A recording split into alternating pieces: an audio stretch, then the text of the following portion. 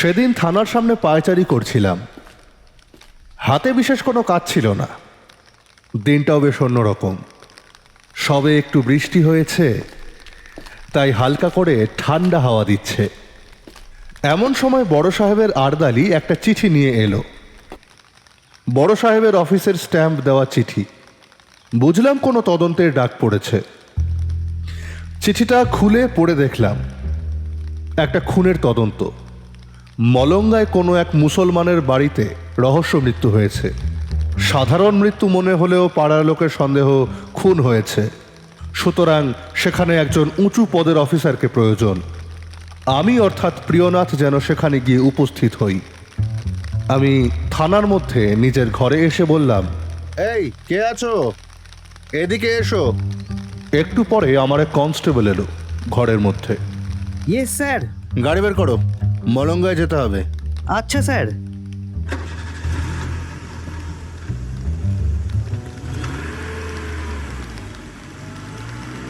একটা গাড়ি নিয়ে একাই বের হয়ে গেলাম। বেশিক্ষণ লাগলো না পৌঁছতে। আধ ঘন্টার মধ্যেই বাড়ি খুঁজে নিয়ে সেখানে গিয়ে উপস্থিত হলাম। সেখানে গিয়ে দেখি বাড়ির চারপাশে লোকজনের ভিড়। একতলা বাড়ি, কাঁচা মাটির ঘর, মাথায় খোলার চাল। বাড়ির সদর দরজায় দুজন কনস্টেবল দাঁড়িয়েছিল। আমাকে দেখে সেলাম করে জায়গা ছেড়ে দিল। পিছন থেকে উত্তেজিত জনতার আওয়াজ কানে গেলেও পাত্তা দিলাম না। ভিতরে তিনটে ঘরের মধ্যে একটা শোয়ার ঘর, একটা রান্নাঘর আর একটা ভাঁড়ার ঘর। খুন হয়েছে সম্ভবত শোয়ার ঘরেই। মৃতদেহ পড়ে আছে সেই ঘরে। ঘরে গিয়ে দেখলাম মৃত ব্যক্তি একজন বৃদ্ধ, গোটা শরীর ঢাকা একটা মোটা চাদর দিয়ে। মুখটা শুধু খোলা রয়েছে। মুখ দেখে মনে হলো বয়স 60-এর একটু বেশি। ঘরটা প্রায় অন্ধকার হলেও কিছু জিনিস স্পষ্ট দেখা যাচ্ছে। ভালো করে পরীক্ষা করে দেখলাম মুখের কাছে এখনো ফেনা উঠে আছে। চোখটা রক্তবর্ণ। এটাই মনে হয় স্যারের সন্দেহের কারণ। বিষ দিয়ে মারার লক্ষণ স্পষ্ট। সেখানে আগে থেকে যে পুলিশ কর্মচারী ছিল সে এগিয়ে এলো। গুড ইভিনিং স্যার, আসুন। ডিটেলস কি? এই বাড়ির মালিক মারা গেছে, নাম মোহাম্মদ। দুপুর থেকে কোনো সারা শব্দ না পেয়ে বাড়ির লোক ডাক্তার ডেকে এনেছিল। সেই জানিয়েছে এ লোক মারা গেছে। তাহলে পুলিশে খবর দিল কে? হ্যাঁ, ডাক্তারই দিয়েছে, কারণ তার মনে হয়েছিল মৃত্যুটা স্বাভাবিক নয়। আচ্ছা, যে মরেছে সে কি করতো? ঘরবাড়ি দেখে তো মনে হচ্ছে অবস্থা মোটের উপর ভালোই ছিল। বাজি বিক্রি করতো স্যার। কাকুর কাছে তো একটা বাগান আছে ওর, লিজ নেওয়া, সেখানেই বাজি বানাতো। ঠিকই ধরেছি। তাহলে খুব একটা গরিব ছিল না। ঠিকই ধরেছেন, সরকারের অনুমতি নিয়েই বাজি বানাতো। এমনকি লোকজনকে সুদের টাকা ধার পর্যন্ত দিত। তার মানে বুঝতেই পারছেন পয়সা বেশ ছিল। তারপর কি হলো বলি, আজ সকালে গিয়েছিল নিজের বোনের বাড়ি। বাড়ি ফিরে এসে নাকি শরীরটা একটু খারাপ করে সারা দুপুর বিছানায় শুয়েছিল। হঠাৎ নাকি ওর স্ত্রী শুনতে পায় মোহাম্মদ মুখ দিয়ে একটা অদ্ভুত শব্দ করছে। বেশ জোরে জোরেই করছিল। দৌড়ে গিয়ে দেখে মুখ দিয়ে ফেনা বেরোচ্ছে। তারপর কিছু করার আগেই মারা যায়। পুলিশ কর্মচারীর কথা শুনতে শুনতে দুজনেই ঘর থেকে বেরিয়ে এসেছিলাম। রাত তখন প্রায় 8টা। ঘরের ভিতরটা একেবারেই অন্ধকার হয়ে গেছে। একটা মশাল আনতে বললাম। মৃতদেহকে ভালো করে পর্যবেক্ষণ করা দরকার। একটু পরে আরেকজন কনস্টেবল মশাল জ্বালিয়ে আনলো। তার আলোয় দেখতে পেলাম মুখের উপরে খুব সামান্য ফেনা। চোখটাও কিরকম যেন লাল রঙের। এছাড়া কোনো অস্বাভাবিক কিছু নেই। অর্থাৎ যে খুন করেছে সে চেষ্টা করেছে যেন কেউ না বোঝে খুনের ব্যাপারটা। আর একটু ভালো করে পরীক্ষা করে বুঝলাম বিষ দিয়েই মারা হয়েছে। ময়না তদন্তে পাঠালে কোন বিষে মৃত্যু হয়েছে সেটা জানা সম্ভব। এর বউ কোথায়? ওই তো পাশের ঘরেই আছে, খুব কাজ ছিল মনে হয়। আসলে বয়স কম তো। ঢোকার সময় তাকে দেখেছিলাম এক পলক। মেয়েটার বয়স যেন একটু বেশি কম মনে হয়েছিল। মৃতের বয়স প্রায় 60। মেয়েটার বয়স 15-র বেশি কোনো মতেই হবে না। একটু খটকা লাগলো মনে।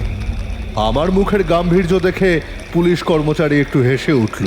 আপনি কি ভাবছেন জানি, এটা ওর 4 নম্বর বউ। বোঝেনি তো এদের ব্যাপার স্যাপার। বুঝলাম, আমি ঠিক আন্দাজ করেছিলাম। পুলিশ কর্মচারী আগে থেকেই জেরার কাজ ছেড়ে রেখেছিল। তাকে জিজ্ঞাসা করে আরও কিছু তথ্য জানতে পারলাম। প্রথমত, মোহাম্মদের বোনের বিয়ে আজ থেকে 1 মাস পর। আজ দুপুরে সেই উপলক্ষে খাওয়া দাওয়া ছিল। মোহাম্মদের স্ত্রী মালকি বাড়িতেই ছিল। বাড়ি আসার পর এসব হয়েছে সেটা তো আগেই জানিয়েছি। এদিক ওদিক একটু ঘুরে নিয়ে বের হয়ে এলাম। তদন্ত শেষ না হওয়া পর্যন্ত কেউ যেন বাইরে না যায় তাও জানিয়ে রাখলাম। থানায় ফিরে এলাম ঘন্টাখানেকের মধ্যেই। মনে বেশ কয়েকটা খটকা ছিল। খাবারে যে বিষ মিশিয়ে খুন তাতে 100% নিশ্চিত, কিন্তু খাবারে বিষ দিল কে? সে তো বাড়িতে এসে কিছুই খায়নি। তাহলে কি বোনের বাড়িতেই যা হওয়ার হয়েছে সেখানেই খাবারে বিষ মিশিয়ে খুন? সে উত্তর খুঁজতে পরদিন সকালে বের হলাম বরানগরের উদ্দেশ্যে। গন্তব্য মোহাম্মদের বোনের বাড়ি।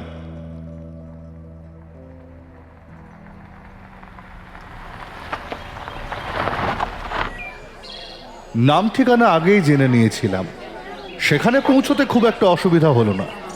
বাড়ির মালিকের নাম মুন্সি আব্দুল সাদেক। তাকেই ডাক দিলাম। একটু পরে একজন ফেজ টুপি পরা লোক এসে দরজা খুলল। পুলিশের পোশাক দেখে একটু চমকালেও নিজেকে সামলে নিল। নমস্কার ইন্সপেক্টর সাহেব, আজ তো বাড়িতে বিয়ে, তা হঠাৎ এরকম ভাবে হানা দেওয়ার মানে কি? বুঝলাম আমার আশাটা লোকটার একেবারেই পছন্দ হয়নি। তবু জোর গলায় বললাম, আপনি কি মুন্সি আব্দুল সাদেক? হ্যাঁ, আমি সেই লোক। আমার তো আজ বিয়ে, বাড়িতে হবু বউ রয়েছে। হ্যাঁ, জানি জানি। একটা প্রশ্ন করছি, আপনাদের মলঙ্গায় কোনো আত্মীয় আছে? হ্যাঁ, তা আছে। আমার স্ত্রীর দাদার বাড়ি।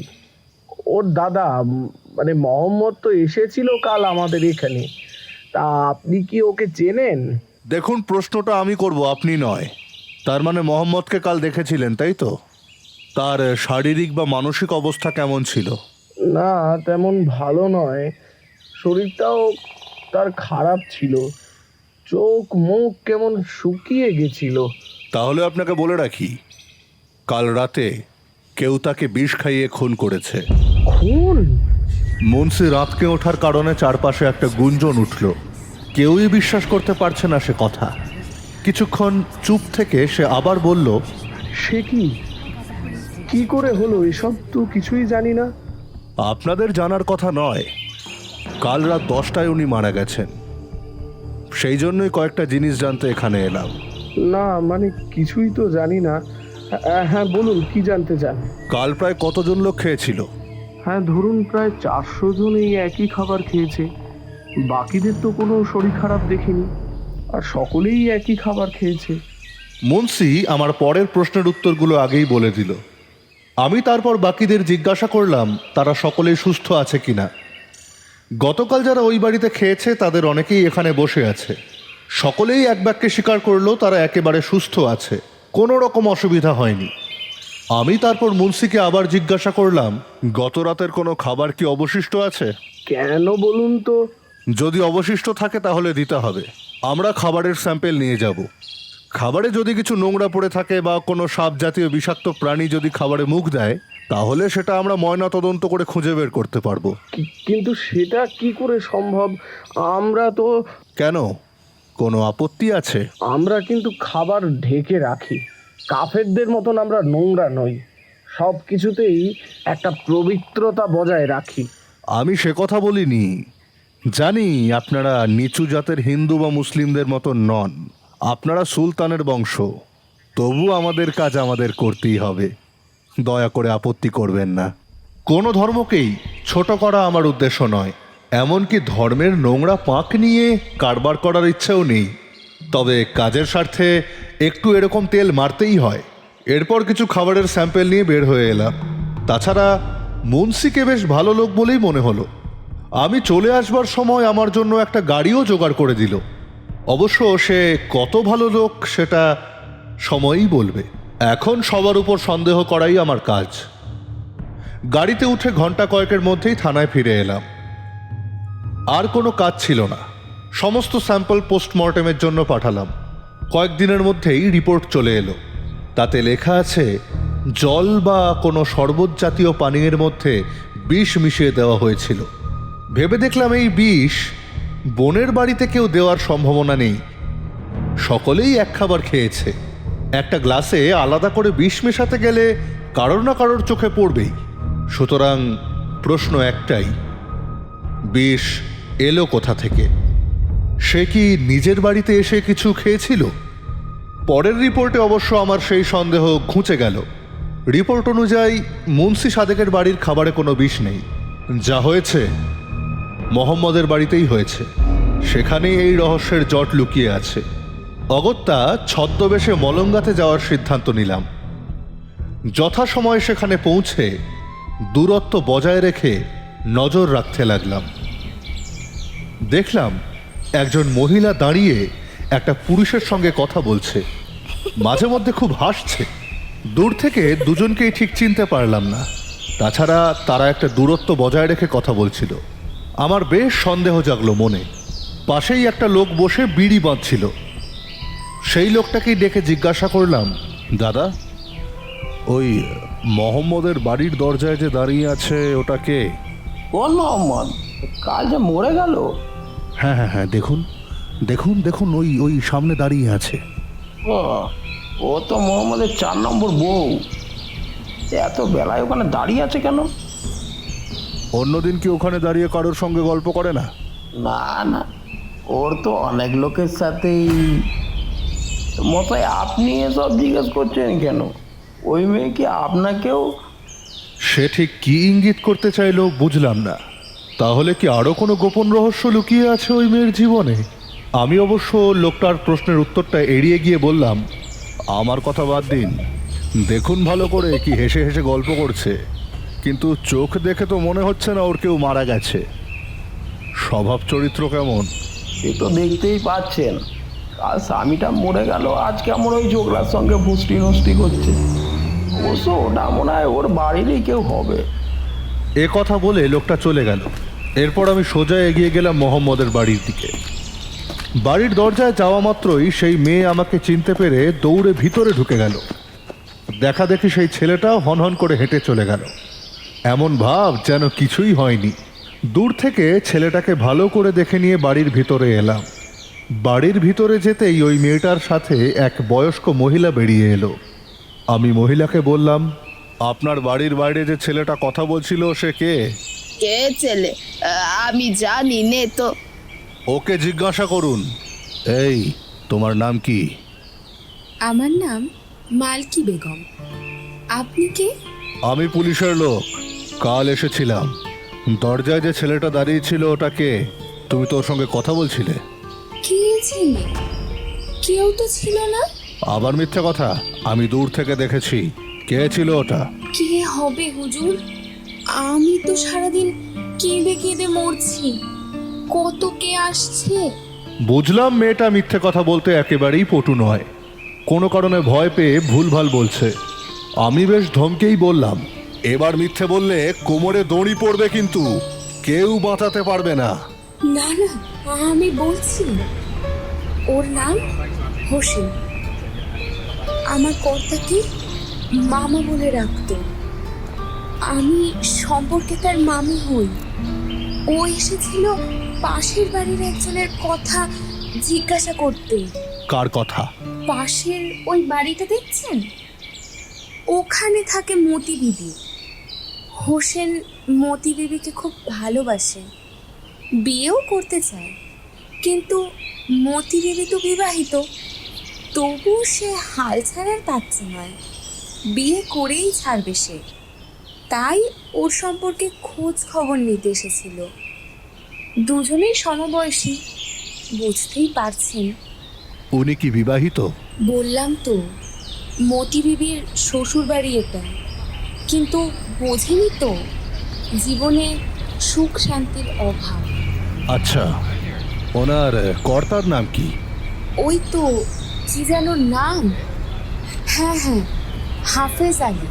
আমি ওই বাড়ি থেকে বিদায় নিয়ে চলে এলাম। তবে এমন ভাব করলাম যেন আমি চলে যাচ্ছি। মালকি ও তার বাড়ির লোক চোখের আড়াল হতেই আমি বাম দিকে পা বাড়ালাম। সমস্ত স্টেটমেন্ট ভেরিফাই করতে হবে। দ্রুত পায়ে হেঁটে সোজা হাফেজ আলীর বাড়ির কাছে এসে তার খোঁজ করলাম। হাফেজ আলীর বাড়ির গেট মোহাম্মদের বাড়ির দিকে নয়, সম্পূর্ণ উল্টো দিকে। সুতরাং মোহাম্মদের বাড়ির লোক আমাকে দেখতে পাবে না। একটু পরে হাফেজের চাকর এসে আমায় ভিতরে নিয়ে গেল। গিয়ে দেখি সে এক এলাহি কাণ্ড। বিশাল বড় দালান, সেখানে সেগুন কাঠের চেয়ার পাতা আছে। বাড়ির ভিতর দেখলেই বোঝা যায় হাফেজ আলী খুব শৌখিন লোক। আমায় বসার জায়গা করে দিল চাকরটা। একটু পরে একজন বয়স্ক সুদর্শন লোক এসে আমার সামনে দাঁড়ালো। নমস্কার, আপনি পুলিশের লোক? হঠাৎ এই গরিবখানায় কি মনে করে? হ্যাঁ, একটা কাজে এলাম। আপনি নিজেকে গরিব বলবেন না দয়া করে। আপনার এই আলিশান বাংলো দেখে আমারও চোখ ঝলসে যাচ্ছে। তা যা বলেছেন। আসলে আমরা টাকা পয়সার দিক থেকে বড় হতে পারি, মন এখনো সেই উদারতায় পৌঁছায়নি, তাই আমরা গরিব। যাই হোক, কি দরকার বলুন। হ্যাঁ, তবে এখানে নয়, যদি একটু নির্জনে কথা বলা যেতে পারে। উনি আমার ইশারা বুঝলেন, তারপর উঠে দাঁড়িয়ে একটা ঘরে নিয়ে এলেন। আগের বসার জায়গার আশেপাশে অযাচিত লোকের আনাগোনা বাড়ছিল। ঘরে এসে বসতে আমি যা যা দেখেছিলাম, মালকি বেগম ঠিক যা যা বলেছিল সবই খুলে বললাম। আপনি ঠিকই শুনেছেন, আমার বউ এই কাজই করে। আপনি সেটা শুনে বিচলিত হননি? হয়ে কি করব দারোগা বাবু, আমার বউ তো পাগল। কত ডাক্তার দেখালাম, কত কিছু করলাম, তবু তার খ্যাপামু থামেনি। তার লজ্জা সরম কিছুই নেই। তবে সে তো পরকীয়া বা এরকম কিছু করে না। তাহলে আপনার প্রতিবেশীর বউ যে কথা বলল? সেটা তো বলতে পারবো না। কেউ যদি তার নামে কুৎসা রটায়, সেটা তো ভালো নয়। আপনি বলে ভালো করেছেন। আপনি ঠিক জানেন তো? হ্যাঁ জানি, কারণ আমার স্ত্রী আজ বাড়িতেই নেই। তাকে বাপের বাড়ি নিয়ে গেছে গতকাল। সে না থাকলে হোসেনের সঙ্গে খোঁজ গল্প করবে কে? খোঁজ নিয়ে একবার দেখুন, ওই বেআব্রু মেয়ে ছেলের কারবার ওই মোহাম্মদের বউ করে গে। আমাদের বাড়ির কেউ করে না এমন। বেআব্রু? কেন বলছেন এরকম? কেন বলবো না? আমার বন্ধুরা তো বেশ ভালোই বলা বলি করে সে ব্যাপারে। আপনার কোনো বন্ধুকে ডাকা যাবে? আমি তার সঙ্গে মালকির সম্পর্কে কিছু কথা জানতে চাই। আচ্ছা, আমি ব্যবস্থা করছি। এই এই কে আছিস? এদিকে আয় তো একবার। হাফেজ সাহেবের নির্দেশ পেয়ে তার চাকর বেরিয়ে গেল। একটু পরে ফিরে এলো একজন মোটা মতন লোককে নিয়ে। তার নাম আমজাদ আলী। আমি তাকে সোজাসুজি মালকির ব্যাপারে জিজ্ঞাসা করলাম। সে প্রথমে কিছু বলতে চাইছিল না। আসলে একটা মেয়ের সম্পর্কে কোনো খারাপ কথা বলতে তারা অভ্যস্ত নয় বলেই মনে হলো। হাজার হোক ভদ্র ঘরের মুসলমান, নিজের একটা ঈমান আছে। তবে একটু কড়াভাবে বলার পর বলল, ওই মেয়ে একেবারে দুশ্চরিত্র স্যার। এ পাড়ার অনেক ছেলেদের সঙ্গে তার সম্পর্ক আছে। আমি নিজের চোখে তাদের গায়ে ঢলাঢলি করতে দেখেছি। তাদের মধ্যে অনেকে আছে নিশ্চয়ই। নাম জানেন তাদের? হ্যাঁ, ওই তো রুবেল, শান্ত, সজীব। হোসেন? হ্যাঁ, হোসেন। হোসেন ঠিকই বলেছেন। তবে সে এ পাড়ার লোক নয়। অবশ্য তাকে মোহাম্মদকে মামা বলে ডাকতে শুনেছি। আমজাদকে বিদায় দিলাম। আমিও তারপর বেরিয়ে এলাম সেই বাড়ি থেকে। তখন প্রায় সন্ধে হয়ে এসছে। মোহাম্মদের বাড়ির সামনে যেতে যেতেই দেখলাম হোসেন। সে আমায় দেখতে পায়নি অন্ধকারে। আমি চুপ করে দাঁড়িয়ে রইলাম। সে মোহাম্মদের বাড়ি থেকে বের হয়ে এসে চলে গেল অন্যদিকে। আমিও পিছু নিলাম। দেখলাম শিয়ালদাতে একটা বড় অট্টালিকায় ঢুকে গেল। আমি থানায় ফিরে এসে ছদ্মবেশ ছেড়ে আবার সেই বাড়ির সামনে এসে হাজির হলাম। রাস্তা থেকেই তার বাড়ির বৈঠকখানা দেখা যায়। দেখলাম দুজন লোক কথা বলছে। বাইরে থেকে সে কথা স্পষ্ট শোনা গেল। ভালো করে শুনতেই মনে একটা কৌতূহল জন্মালো। বুঝতে পারছি না তাকে বিশ্বাস করে বিয়েটা কি করে করব সাকিব। আরে তার যা দুর্নাম। তুমি ওকে বিয়ে করার জন্য এত পাগল কেন? ওকে বিয়ে করে তুমি বাড়িতে আনলে বাড়ির লোকই তো মানবে না। নিচু জাতের মুসলিম, বোঝই তো। কিন্তু ও তো বিয়ে করতে চায়, আর খুব তাড়াতাড়ি। তা বলে তোমায় বিয়ে করতে হবে? এসব না ভেবে ওর সঙ্গে সম্পর্ক ছিন্ন করো, না হলে তোমারও যে কি হবে আল্লাহই জানে। হয় সম্পত্তি যাবে, না হলে কে জানে হয়তো প্রাণটাই যাবে। কেন? এই কথা কেন বলছো? তুমি তো সেদিন বললে তার স্বামী নাকি অসুস্থ, মরবে, আর বলার সাথে সাথেই মরে গেল। এটা দেখে তোমার কি মনে কোনো সন্দেহ জাগছে না? আচ্ছা, তার মানে তুমি বলতে চাইছো যে স্বামীকে সে খুন করেছে? সম্ভাবনা তো তাই, আর এটাই একমাত্র উপায় ওর হাত থেকে নিষ্কৃতি পাওয়ার। আচ্ছা, এই কথা পুলিশকে বলবো? মানে এগুলো তো আমি আর ও ছাড়া কেউ জানেও না। কেন, আজ আমি জানলাম। এই, তুমি পুলিশকে কিছু বলবে না তো? না, তবে তোমায় বাঁচানোর দরকার পড়লে বলতে তো হবেই। না না, তার দরকার পড়বে না, কারণ আমি এই বিয়েটা করব না। কারণ তারপর কি বলল শোনা গেল না, তাদের কথা থেমে গেল। এবার আমি বাড়ির ভিতরে ঢুকলাম, একটু দুঃসাহসিক কাজ করলাম। সোজাসুজি হোসেনকে উদ্দেশ্য করে বললাম, আমি পুলিশের লোক, তোমাদের সব কথা শুনেছি, আবার গুছিয়ে বলো, না হলে অন্য পথ নিতে হবে আমায়। আমার হাতে ছোট বন্দুকটা উঠে এসেছে। তারা দুজন খুব হকচকিয়ে গেল সেটা দেখে। হাতে বন্দুকটা রয়েছে বলে হোসেন পালানোর চেষ্টা করল না। ওর বন্ধু ভয় কাঁপতে লাগলেও হোসেনের কোনো ভাববিকার হলো না। আপনি তো সবই শুনেছেন, তার উপর আপনি আবার জিজ্ঞাসা করছেন কেন? কারণ আছে, তবে আগে তোমার কারণটা জানতে চাই। না বললে? না বললে তোমারই বিপদ। তুমি বোধহয় জানো না, মোহাম্মদের মৃত্যুর জন্য লোকে তোমায় সন্দেহ করছে, এমনকি পুলিশও। আমি অবশ্য সম্পূর্ণ তদন্ত শেষ করে তবেই সিদ্ধান্তে আসব। কি? কিন্তু কিন্তু আমি তো কিছু করিনি, আর আমায় সন্দেহ কেন? মোহাম্মদ মরলে তোমার উদ্দেশ্য পূরণ হবে, তাই যা যা প্রশ্ন করছি উত্তর দাও, হয়তো বেঁচেও যেতে পারো। আরে বাবা, আমি তো বলছি আমি কোনো দোষ করিনি। তাহলে তো অকারণ ভয়ের কারণ নেই, তাই না? হোসেন খুব উত্তেজিত হয়ে উঠেছিল, কিন্তু এবার যেন একটু শান্ত ও ধীর স্থির হলো। বেশ বুঝতে পারছিলাম এর আগে তার পা কাঁপছিল। একটা চেয়ার নিয়ে বসে পড়ল, তারপর বলল, আচ্ছা, বলুন কি জানতে চান? আর হ্যাঁ, এই বন্দুকটা আপনি নামিয়ে রাখতে পারেন, আমরা পালাবো না। বন্দুকটা নিজের পকেটে ঢুকিয়ে নিলাম, তারপর একটা চেয়ার নিয়ে বসে পড়লাম। আপনি ওই মেয়েকে বিয়ে করতে চান না কেন? কি সমস্যা? কি করে করব স্যার? ওর চরিত্র একেবারেই তো ভালো না। আরে ও নামেই আমাকে ভালোবাসে, আর ওইদিকে পাড়ায় আরো লোকের সঙ্গে ঢলাঢলি করে চলে। আরে এরকম একটা মেয়েকে বিয়ে করা যায় না অন্তত। কিন্তু আমার তো মনে হয় সে আপনাকে ভালোবাসে। আপনার জন্যই তো কুলটা বলে পরিণত হয়েছে, তাই না? হোসেন হেসে উঠল। এ কথাটা আমার ইচ্ছে করেই বলা। তার হাসা শেষ হলে বললাম, কি হলো, হাসছেন? আমিও আগে তাই ভাবতাম, তবে সেটা একেবারেই নয়, সেটা আমি বুঝে গেছি। খোঁজ খবর নিয়ে জেনেছি সে আরেকজনের সঙ্গেও খুব মেশামেশি করে। তার নাম আব্বাস আলী, মোহাম্মদের বাজির কারখানায় কাজ করত। আব্বাস আলী? কোথায় থাকে সে?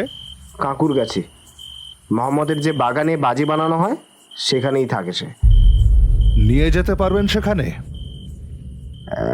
এখন? আচ্ছা, চলুন। আমরা উঠে পড়লাম। গন্তব্য সেই বাগান।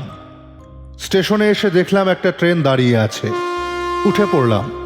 কিছুক্ষণের মধ্যেই কাঁকুরগাছি পৌঁছলাম। স্টেশন থেকে নেমে একটা গাড়ি নিলাম। গাড়ি এগিয়ে চলল মানিকতলা পোলের কাছে অন্ধকার রাস্তা দিয়ে। এরপর গাড়ি এসে হাজির হলো একটা বিশাল বড় বাগান সমেত বাড়ির সামনে। হোসেন এখানেই গাড়ি থামানোর নির্দেশ দিল। নেমে এলাম আমরা। এরপর তারা দুজন ধীরে ধীরে বাগানে ঢুকলো। আমিও তাদের পিছন পিছন ঢুকলাম।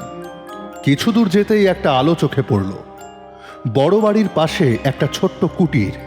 তিনজনে নিঃশব্দে তার জানালার ধারে এসে হাজির হলাম।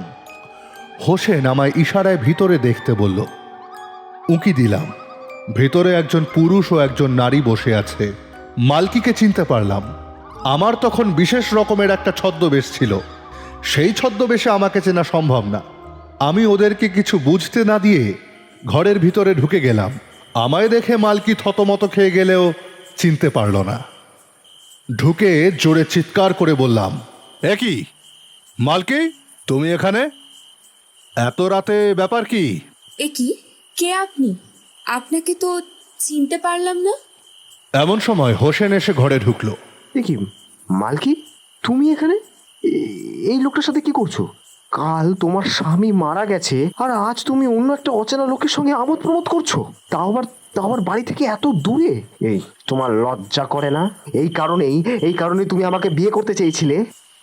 মালকি স্তম্ভিত হয়ে দাঁড়িয়ে রইল। তার মুখ থেকে একটাও কথা বের হলো না। আমি হোসেনের দিকে তাকালাম। তার চোখে একটা চাপা রাগের আগুন যেন দেখতে পেলাম। তবে এইটুকু চেনা জানায় বুঝতে পেরেছিলাম সে কোনো ভুলভাল হঠকারী সিদ্ধান্ত নেবে না। আমি নীরবতা ভঙ্গ করে বললাম, এই যে তুমি কে? তোমার নাম কি? আগে আমার নাম আব্বাস আলী। এই ঘর কার? আমার ওই বাগানটাও স্বামীর, এখানেই তো বাজি তৈরি করতো মোহাম্মদ। সে তো বুঝলাম, তোমরা দুজন এত রাতে এখানে কেন? কি সলা পরামর্শ করছিলে এত দূরে এসে? আমি কিন্তু পুলিশের লোক। বলতে বলতে ছদ্মবেশ খুলে ফেললাম। মালকি আমায় চিনতে পেরে মুখ থেকে একটা অদ্ভুত শব্দ করলো। আমি আবার বললাম, কি হলো? চুপ কেন? আমি কিন্তু গোপনে সব কথা শুনেছি তোমাদের। আমার কথা শুনে মালকি একেবারে হাউ মাউ করে কেঁদে উঠল। একেবারে আমার পায়ের কাছে এসে বসে পড়ে চিৎকার করে বলল, আমায় ক্ষমা করে দিন বাবু, আমি ভাবতে পারিনি আমায় খুঁজতে খুঁজতে এত দূর চলে আসবেন আপনারা। আমার মনে তখন দৃঢ় বিশ্বাস জন্মেছে এই মেয়ে মোহাম্মদের খুনের জন্য দায়ী। হঠাৎ বললাম, তাহলে সোজাসুজি বলো, বিষ পেলে কোথায়? বিষ? কিসের বিষ? আমি তো জানি না। জানো না? তাহলে মোহাম্মদের পেটে বিষ কি করে পাওয়া গেল? তুমি ছাড়া কেউ তো দিতে পারবে না তাকে। না না, আমি কেন বিষ দেব তাকে? সে তো আমার স্বামী হয়, তাকে মারলে আমারই তো সম্মান নষ্ট। পরকীয়ার বেলায় সম্মানের কথা চিন্তা করো, যত সব বেআব্রু মাগে কোথাকার। হোসেন, থামো, আমি কথা বলছি। সত্যি কথা বলো মালকি, বিষ কোথা থেকে পেলে? কথা বলতে বলতে পকেট থেকে আমার সার্ভিস পিস্তল বের করে আনলাম। তারপর সেটাকে উঁচিয়ে ধরলাম ওদের দিকে। সেটা দেখে কপতি ভয় পেয়ে গেল। সত্যিটা বলো, না হলে কিন্তু বাঁচার আশা নেই। আমি কিন্তু মিথ্যে হুমকি দিচ্ছি না, বলো। আমার পা ছেড়ে মালকি উঠে দাঁড়ালো। তারপর বলল, আব্বাস আমায় বিষ এনে দিয়েছিল, ওর পরামর্শে আমি বিষ খাইয়েছি। কিন্তু এই বিষ কিনলে কোত্থেকে?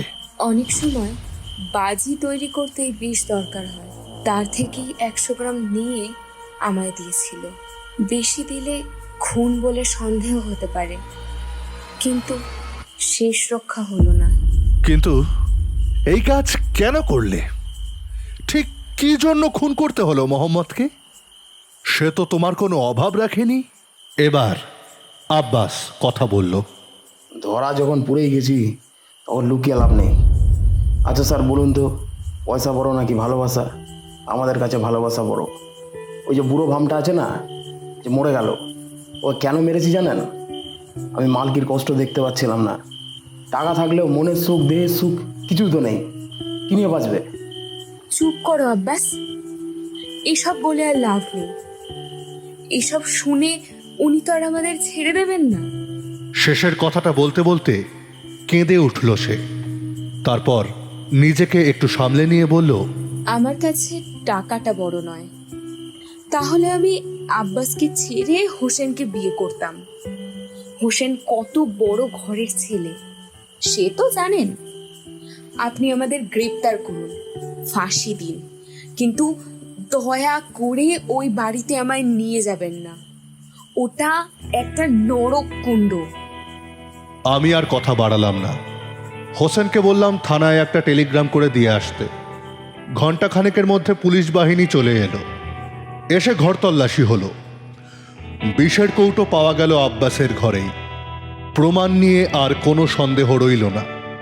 তাদেরকে গ্রেফতার করে এনে আদালতে তোলা হলো।